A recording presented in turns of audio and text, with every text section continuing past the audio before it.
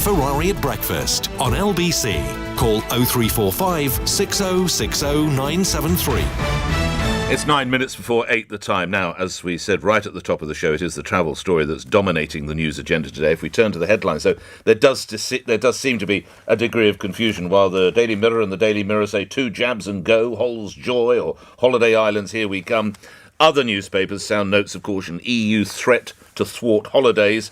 The Telegraph, foreign holidays, confusion deepens.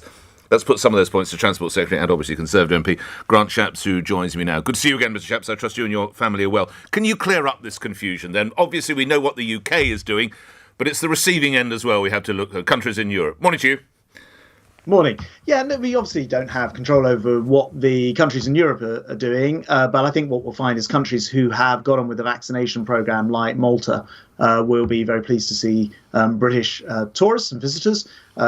Countries who have still got some way to go, Germany in this particular case, because the vaccination programme is not at the same level, will probably be rather more cautious. And we've got the Delta variant, of course, and it's understandable they want to come to their own decisions.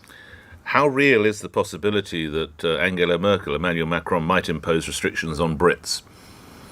Oh, well, they may well do, but at the moment, I'm afraid both of those countries are, in any case, in our amber list, so people wouldn't be able to travel there anyway for holidays. And there are, as I say, fortunately, other green list countries which we've been able to open up where there are no such restrictions. But they can travel, of course, as long as they observe quarantine upon their return.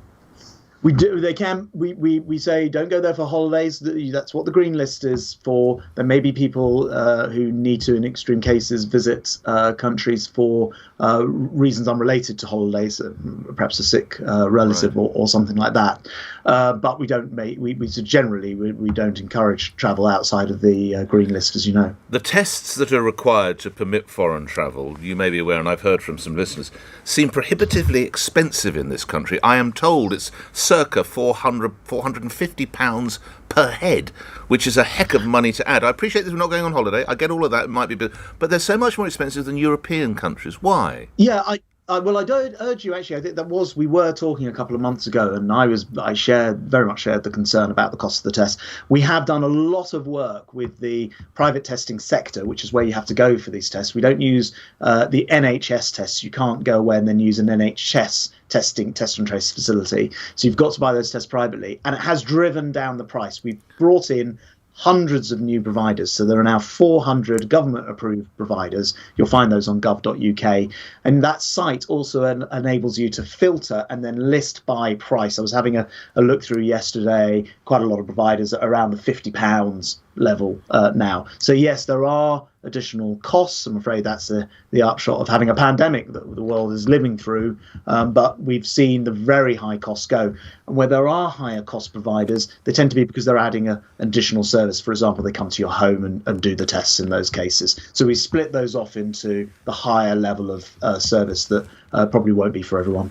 You hinted at, and we must remind listeners, of course, we must hope that levels stay low and then hospitals stay relatively clear, but you hinted at the possibility of 2 jabs and off you go. When will the next decision about that be made, Secretary of State? Yeah, so I've said I'll come back next month and say more about it, and you're right. I thought it was a good idea to let people see what we were seeing, which is increasingly scientific data showing that if you've had 2 jabs, then you're pretty well protected and much less likely to carry the disease to other people as well. And therefore, we might be able to have a situation where we treat people who are jabbed going to an amber country as if they were going to a green country, meaning that they would not have to quarantine.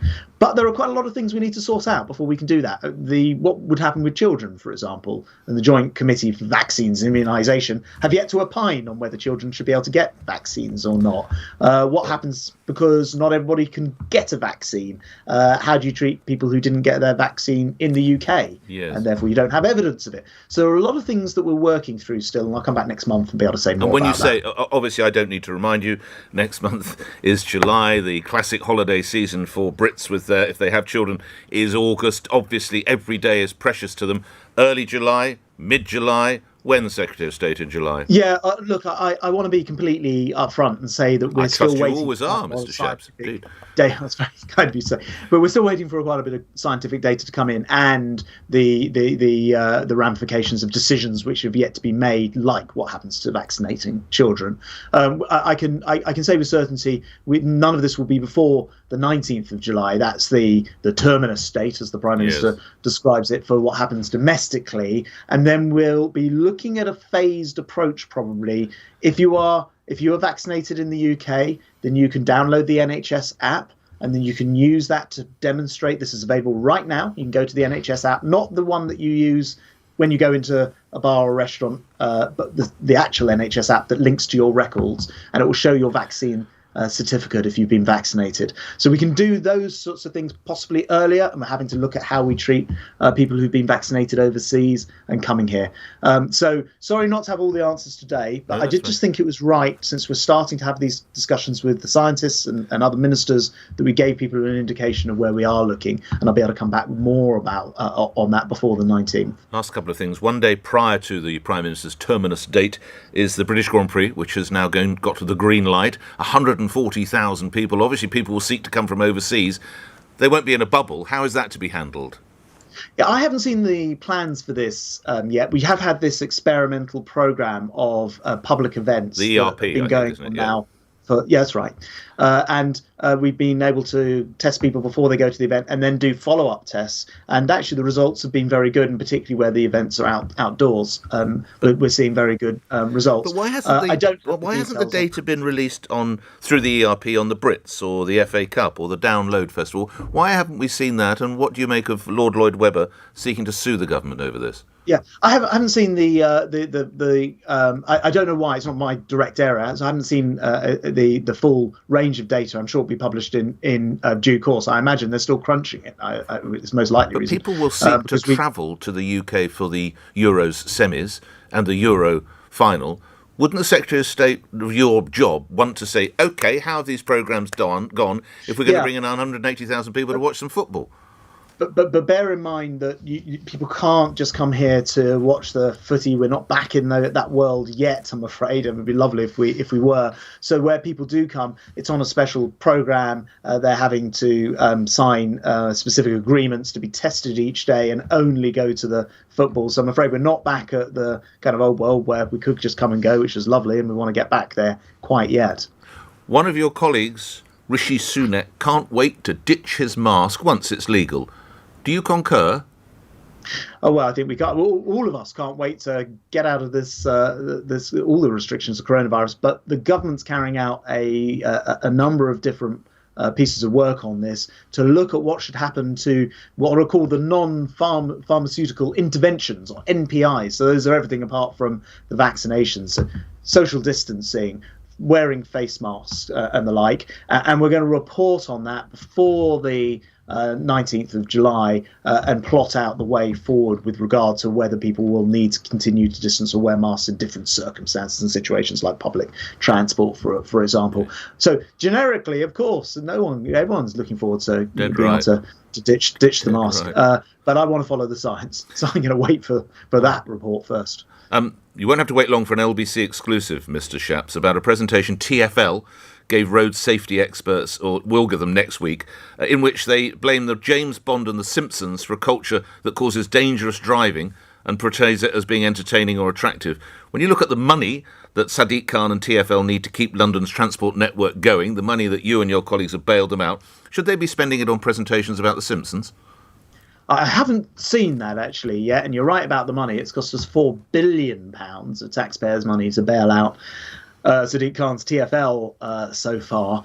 I haven't seen that presentation you're talking about. There is already a very good government-sponsored campaign called the Think campaign, which particularly is aimed at sort of 17 to 24-year-olds who are the category, particularly males, who have a very high proportion of the car accidents and, I'm afraid, fatalities in the UK at the moment. And that's a specific group that we aim very specifically on to try to bring these numbers down. I haven't actually seen the campaign that you're talking about, so I look forward to it. All right. Well, if you want to stay tuned, we're coming to it in just a few moments. After I ask you the final question, we mentioned one of your colleagues, Mr. Sunak. I wonder if we can mention Matt Hancock and the suggestion that his career could be in the balance over photographs where he seems to be ignoring social distancing and getting close to a colleague.